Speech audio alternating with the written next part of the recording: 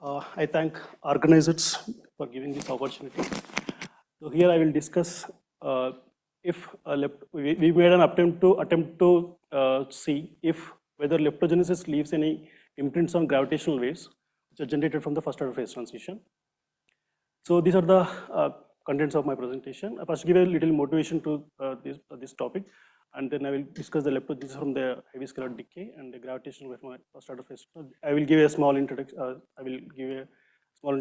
And I don't go to the details of FOPT, and I will discuss the results where the leptogenesis can be seen in the gravitational wave signals. Then I will conclude. So within the standard model, we believe that the neutrinos are massless particles, but neutrino oscillation experiments confirm that the neutrinos are non-zero and they have small neutrino masses. By introducing three right-handed neutrinos, we can explain the small neutrino masses by addressing through type 1 seesaw mechanism. In 1986, we can, Fukujita and Yanagida proposed that we can explain the baryon asymmetry of the universe, baryon asymmetry of the universe via lepton asymmetry. That is what we could generally call the baryogenesis via leptogenesis. So first we generate the leptogenesis and then we transfer it to the baryon asymmetry. This is the story. That's what they proposed. So finally we are trying to explain the baryon asymmetry of the universe through the leptogenesis. So what happens in the type 1 seesaw mechanism is that when we're trying to explain these small neutrino masses, we need to in type 1 seesaw mechanism, the right-handed neutrino mass scale sit at a high scale. There are other models also explaining brings the right-handed neutrino mass scale to the TeV scale, like resonant leptogenesis and singlet scale extension models. There are models which can bring this right-handed neutrino mass scale to be at a TeV scale. But still we have difficult to probe the current at the current experimental setups. So maybe we need to look at the cosmological perspective, like gravitational waves, to see whether the successful leptogenesis can be explained or not. So, so the discovery of the gravitational waves from these black hole mergers and detected by LAGO collaboration triggered several to put efforts to detect the gravitational waves of primordial origins. There are plenty of possibilities we have seen in this conference. So first, I will start. I will go with this first order phase transition, or what I know. We assume after the phase transition, a heavy scalar dominates the energy budget of the universe, and that causes a matter domination effects, and that produces the right-handed neutrinos, and consequently, the right-handed neutrinos generate the lepton asymmetry. So this is the heavy singlet scalar phi couples to a pair of right-handed neutrinos via this coupling with lambda, and after dominating the energy budget of the universe, the heavy scalar decays to these right-handed neutrinos and as well as the right-handed neutrinos. So after the transition, this phi decays and to radiation, a pair of right-handed neutrinos. Okay, that's what a story I was saying. So the right-handed after phi decay to right-handed neutrinos and the right-handed neutrinos to the leptons, that creates lepton asymmetry by satisfying these three Sakharov conditions, which then we will transfer to the baryon asymmetry of the universe via the Spalran processes. So we assume here the T reheating temperature will be less than the mass scale of the right-handed neutrino. As the right-handed neutrino mass is very heavy, it behaves like a non-realistic particle. So these are the Sakharov conditions I was mentioning. If they satisfy these three conditions, then decay can explain the asymmetry. The decay can produce the lepton asymmetry. So these are the coupled Boltzmann equations we solved. These are the number abundance of the energy density of the phi field and the radiation and the right-handed neutrino mass and the B-minus asymmetry of the lepton asymmetry what we generated here. So these are the decay of the phi, where phi decays to NN, and the radiation, and this is gamma n, where the N decays to lepton pair, leptons and Higgs, and these are the corresponding decay widths you can see here. And this is the CP asymmetry, or the CP violation we get to generate this asymmetry is given here. And I'm giving, whenever I'm saying gamma phi, this is a decay of total width of where phi decays to NN and the radiation. And here the Yukawa coupling also we can express through this type 1 seesaw mechanism. This is a type 1 seesaw mechanism where we explain the light neutrino masses. These are the corresponding Lagrangian. This is a Moro mass term and Dirac mass term, Dirac Yukawa term, and these are Higgs doublet and L lepton doublet, and this is a Yukawa coupling here. And the light neutrino mass matrix we get like this, where the M is the right-handed neutrino mass, and this is the Dirac mass term, where we can express like this. And after diagonalizing this matrix, we will get a diagonal. After diagonalizing it this unitary transformation, we will get a diagonalized neutrino masses. And then we can express the Yukawa coupling, what I proposed, what we shown here. The Yukawa coupling can be expressed in terms of by using the Casa-Saibara parametrization. We can express in terms of this UPMNS matrix and the diagonal light neutrino mass matrix, and by a complex orthogonal matrix and the heavy right-handed neutrino masses. In that way, we will explain. In this way, the model what we consider also explain the light neutrino masses through this Yukawa coupling, which is sitting in this CP asymmetry that goes here, which generates the lepton asymmetry here, the epsilon CP asymmetry. So we redefine these variables here, that energy densities of all the particles, all the variables, in terms of these new variables, and we defined a scale factor, ratio of a scale factor to its initial value as a y variable. This is a scale factor to its initial value, and we redefined these Hubble parameters in terms of new parameters. And this is the dimensionless variable we have defined for Z, which is ratio of right-hand neutrino mass to the temperature. And these are the redefined, after redefining the variables, these are the new set of Boltzmann equations we can see. And these are the initial conditions we have used, and where finally we can, once we get the n tilde B minus L, we can transfer to the total NB minus B minus L asymmetry here. Once we have this NB minus L in our hand, then we can use the conversion factor, which already generated, we can convert this B minus asymmetry, the lepton asymmetry, to the baryon asymmetry of the universe. So these are the factors we can see here, the spallrans, and this is the photon dilution from the photon production from the onset of the leptogenesis to the recombination epoch. Once we have this, once we have all the setups in our hand, we can solve the Boltzmann equations. So by solving solving the Boltzmann equations, we can get this type of plot here, where this green line satisfying the baryon asymmetry of the universe. This is the number we need to achieve. And this is the 5-scalar field abundance, which dominates the energy budget of the universe in the universe, and it gradually creates a right-handed neutrino abundance. See, this is an orange line, and the radiation as well. And this once the right-handed neutrino is produced, and production and the decay of right-handed neutrino equal, then it's a constant here. Once the 5 field decays away, then this right-handed neutrino goes down, and the lepton baryon asymmetry sits to a constant number, which is 6.21 in 10 to the power minus 10. That is what we see in the Planck observations and the CMB. So this is the one set of what we do in the leptogenesis case.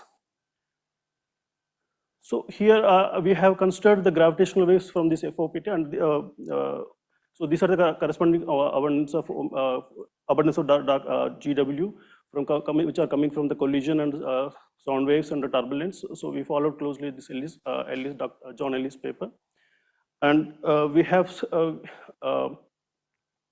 these are the parameters we have taken. These are the peak frequencies, so that the amplitudes you can see here, and this is the sound waves, durational sound waves, and efficiency factors you can see here. And this alpha, beta are the strength of the phase transition, and beta is the duration, inverse duration of that phase transition. And once we have this set, once the gravitational waves produced propagates from the phase transition, to until today, and the ratio of the scale factor, the transition to the scale factor, they redshift like this. Once they produced, they travel to today, and they are redshifted by these factors. So this is observed today, and this is when this is produced. So this is a scale factor. This is the redshift factors we can see for the peak frequency what we see today, and this is amplitude of the omega GW what we observed today. They are redshifted by these factors here. So after the production, just the GW redshift as in the same as a radiation in general.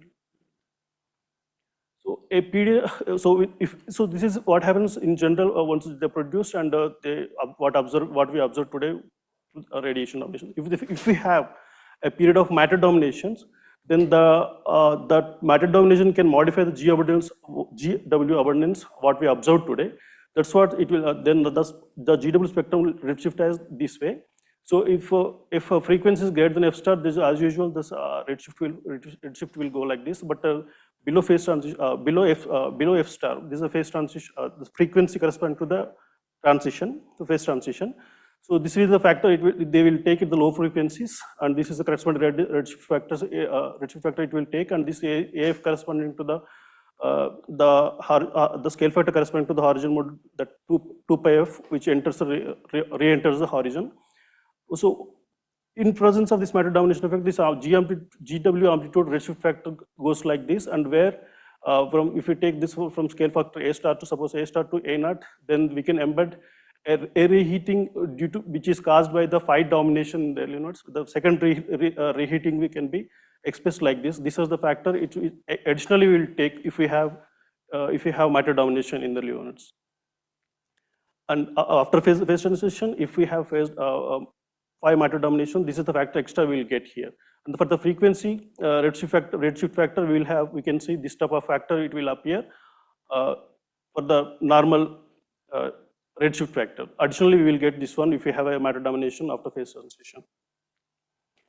So I have taken this same set of Boltzmann equations. So by solving the analytical approximation to this system, we can get an Abel parameter, which Abel expansion rate as a function of scale factor, which goes like this, which combines this kind of a function, which combines the radiation domination and matter domination very smoothly. That is by approximating the system, we will get this type of analytical expression. So once we have this setup, we try to find out what is the duration of the matter domination. So from the expansion, from the phase transition to today, we will try to calculate what is the time duration from the phase transition to the reheating. That is, we call it tau phi, and from A star to reheating, we calculate the time duration, which we will get by substituting this h with this analytical approximation. We will get this type of expression. Further, if we define this tau phi as a 1 by gamma phi, and assuming further this gamma phi, which is much less than h star, because this gamma phi decay very slowly because it dominates our energy budget of the universe. And if we take considering this, we will get a reheating by star thing, which is in terms of this. We can explain this scale factor in terms of this h star by gamma phi, and yeah. So and further we will re-express this FH reheating, which is corresponding to the horizon size frequency. Horizon size frequency at reheating, and this is at the transition. So we re-express by considering this frequency ratio. So we will able to connect the scale factors here through this in terms of this chi phi and this FH reheating by F ratio. Once we have this A by A ratings ratios, and we can get a redshift for the amplitude like this, where for the phase frequency is greater than f star, we can have this type of expression, and for the from the phase transition after phase transition f star to fs rating up to reheating, this is the expression we'll get, and for the less than fs reheating, we'll get the as usual f cube radiation domination. And once we have this setup, we can put back to here. And here, then we'll get a GW amplitude, which have a matter domination effects on the GW abundance today, what we observed today. So this is the plots what we have taken for these benchmark points here.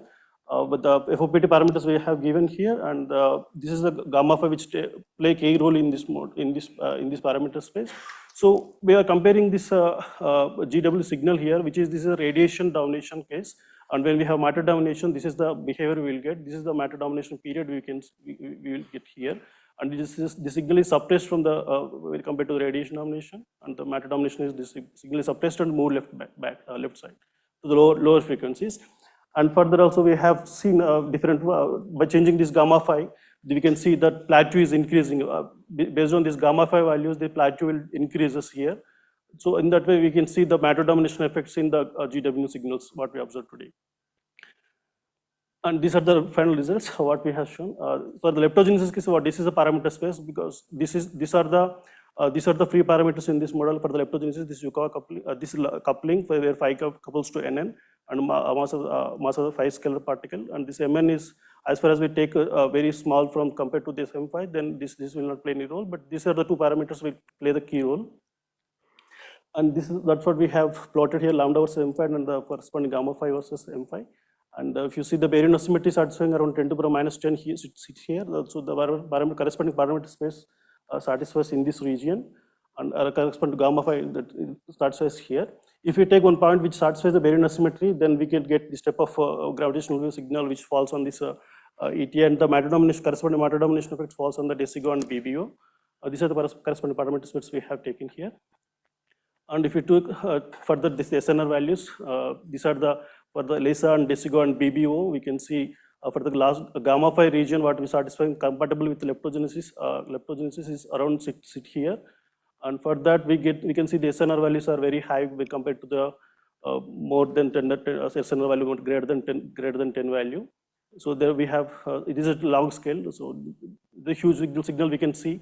And for the LISA also, up to LISA, we can say 10 up to SNR value 10, beta by H star values up to 10 we can see in this region, which is compatible with the leptogenesis parameter space.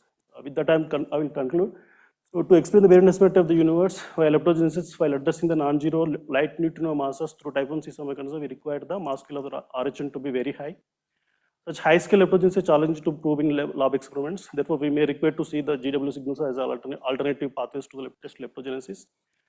We observe that this LISA, desigo, BBO, and E2 may hint towards the successful leptogenesis at the high scale in the near future. Thank you. Thank you for your attention. Time for questions.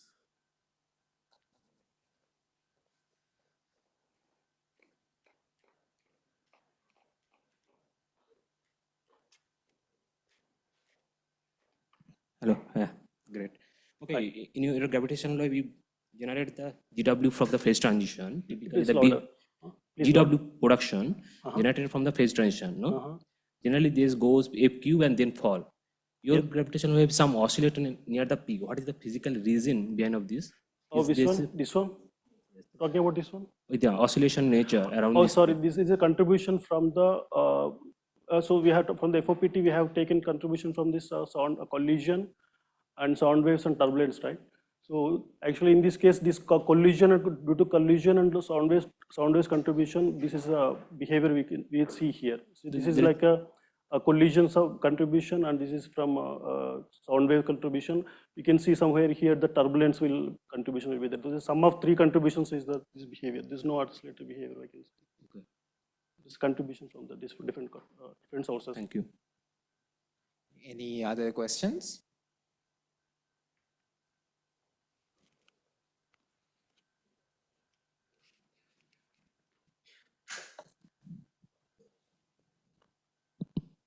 Yeah, I just wanted to ask if there is any feature in the gravitational wave spectrum that is specific to leptogenesis and not some phase transition followed by matter dominance. Yes. Is there any feature that is specific to leptogenesis that I missed? Okay. So after phase so the overall story is that after the phase transition, some heavy scalar dominates energy budget of the universe, and then consequently decays to right-handed neutrinos, and the right-handed neutrinos creates the lepton asymmetry. So if we have a fact like that, some scalar, heavy scalar dominates energy budget of the universe, in that case, maybe we can get a lepton asymmetry that gives us a matter decay width related to the scale factor, gives a plateau type of behavior. Suppose say for this solid line curve, you can see from here to here only. But when if a matter domination effect is there, then this type of plateau will increase over the signal here from here to here like that. So based on this gamma phi, which is dominates early budget, and the gamma phi, the phi decays to right-handed neutrinos, and that goes to lepton asymmetry. In that way, this matter domination effect indirectly gives a signal to the early matter domination effect as well as the leptogenesis. So based on this coupling, this is the main coupling which plays a key role here. This is the signal which may give us a hint towards the successful leptogenesis. Thank you. So since in the type 1 CISA mechanism, the right-handed neutrinos sits at a very high scale, so we cannot probe in the current experiment setup. So maybe if we have this type of signal, then maybe it may give some indirect signals to the successful leptogenesis. That's what. Okay. Any other question? If not, let's thank the speaker once again. And with this, we conclude the session. Let's thank all the speakers of the session. And I would hand the mic to the organizers. So thank you for all of us for coming. We close the workshop now.